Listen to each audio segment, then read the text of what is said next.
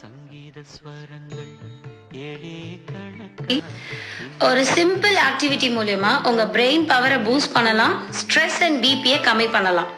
என்னன்னு பாக்குறீங்களா? யானிங், கொட்டாவி விடுறது. ஜென்ரலாவே யான் பண்றதுனால நம்மளோட பிரெயினோட டெம்பரேச்சர் ரெகுலேட் ஆகும், ஸ்ட்ரெஸ் அண்ட் ஆங்ஸைட்டி கம்மியாகும். அது மட்டும் இல்லாம பாடிக்கு தேவையான ஆக்சிஜன் சப்ளையும் நமக்கு கிடைக்கும். ஜென்ரலாவே கொட்டாவி விடுறோம் அப்படின்னா நம்ம மறைச்சுப்போம், ஒரு பேட் ஹேபிட் அப்படின்னு நினைப்போம். ஆக்சுவலி யானிங் நமக்கு நிறைய பெனிஃபிட்ஸ் கொடுக்கும். ஸோ இதோட மெயின் சைட் எஃபெக்ட் என்னன்னு பாத்தீங்கன்னா, இட் இஸ் ஹைலி கண்டேஜியஸ். யாராச்சும் யான் பண்றத பார்த்தாலே இம்மிடியட்டா நமக்கும் யானிங் வரும்.